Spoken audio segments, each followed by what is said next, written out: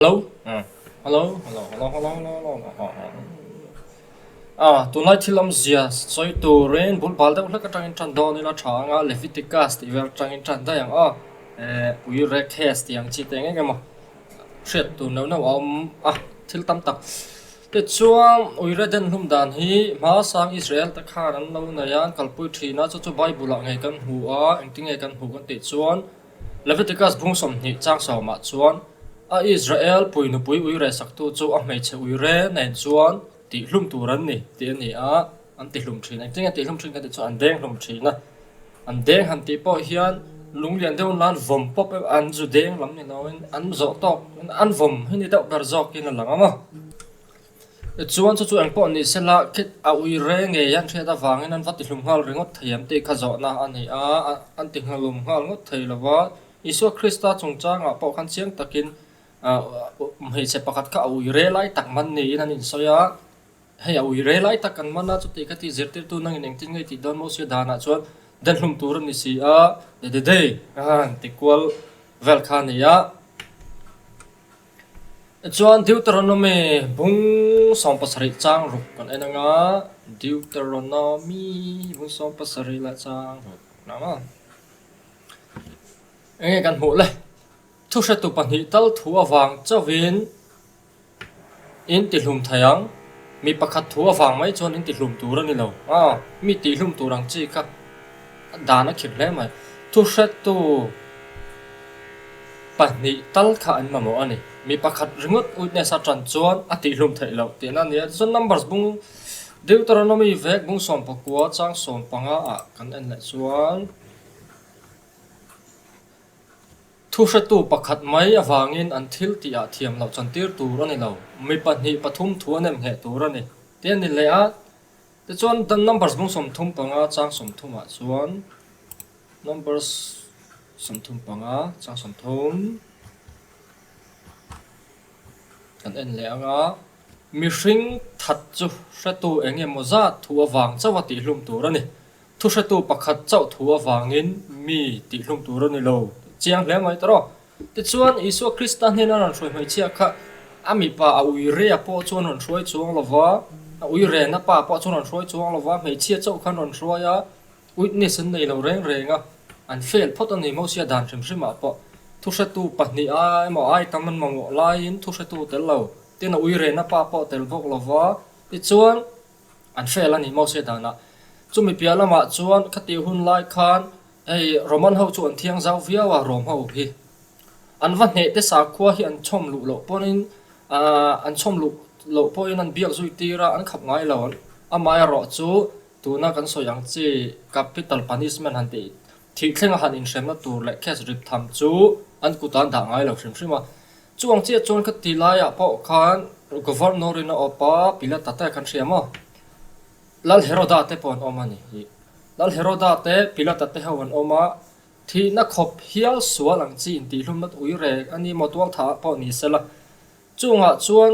khang su da roi tu ta khan an ma ni sa kho dan ka mi ti hlum na kha an nei to lo an thu ni to lo chan chu rom ku ta oma herodan he na te mo khatiang khan an governor he na roi tu ro ni lai khan isu a khan tlak ti ran tuma chu ta pa chon au tir tum wang ani nga ama ro chu mi fing ni so chuan no trial dan ria thiam takin no trial te kan ria engpo ni se dan mi ta tanga clear chuan farisai ho isu phi o tum tu ta kha an dik lo isu phi on tuma wangin an dan loin thilan ti kha alang chiang renga kha kan soi ve hrim duwa thil chiang takalo lang chu Bible zirtir na hian ui re hi sual si nani Bible tong kawin thung thara po kan lam hu zela pathian ram lo lo tur tiang chit ta thil tam ta ko ma chu wang chuan pathian mit huwa chuan thil sual top khok pathian huwa zom tak ani ve hrim hrim ani ti hi riat phot tur ani chuan rom ho hi sex khopui ti hiala soi ta pon ni an ma ni hrim hrim mi pat mai chin alaman sang ma mong ko hur tiang chi te hi an tam ani an khosak ta na kha chu ti khopa bol ho ni chung chuan Mechidin huna san em big lo awangin Greek teponia Greece teponia mecha uire kha an dim lo em thunga en tirnan mi pa ina nu pui uire kha vaman chuan ui re na pa ti hlum thei nga la da na nei a tin an hnot chua ka thlir ka ra te an da a an thil nei an property yang chi te chu sakin mi social life an ni na ang chi te kha nia ta kan da sak thina chu tiang te chon an shem thina tin ti hlum thleng point an shem ve fo thina ni point chu tiang te chon mi an lo ti thina ma sang atang to khan hep rai ho te rom ho te grik ho te point an lo ur sun ma tin mi papa mo papa ti la mo papa po khan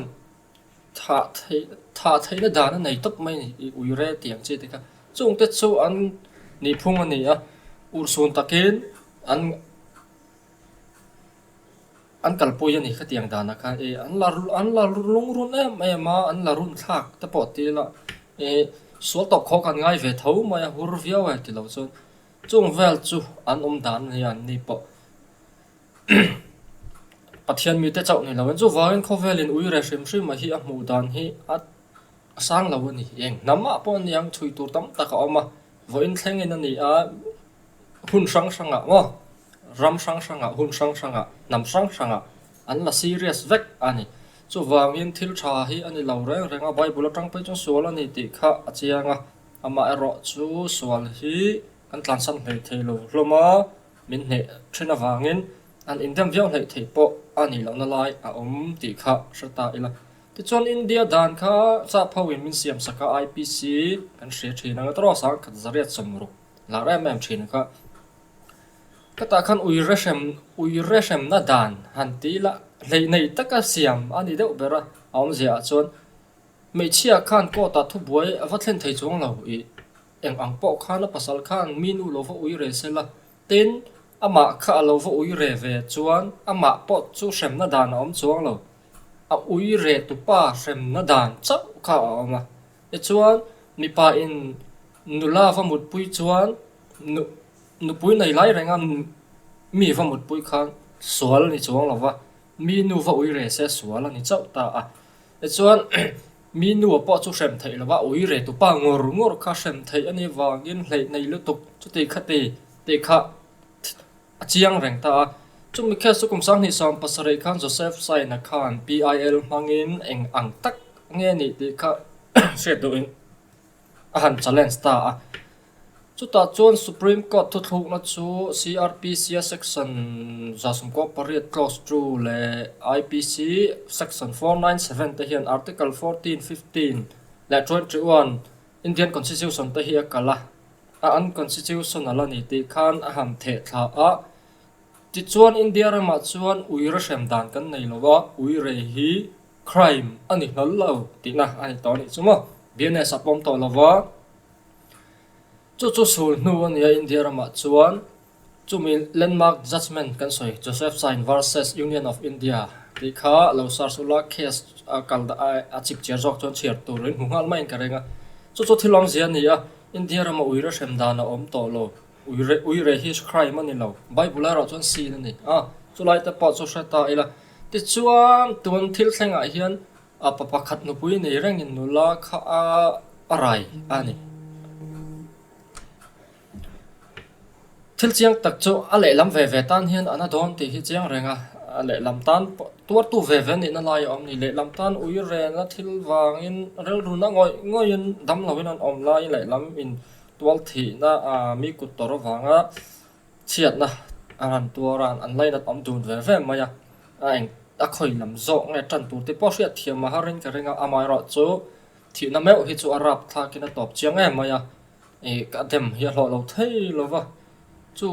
so thilom dan ani eng po chu long ni sekam tot pui ve amai ro chu an uire shim ma hi India dana shem na om lo wa Bible atang ro chong Christian zirtir na tang ro chuan thil sual tak pathian ho jong tak ani na lai kha hriat a thau anga ma ro chu an in shem na dan a om lem lo ti kha hriat tel tur ani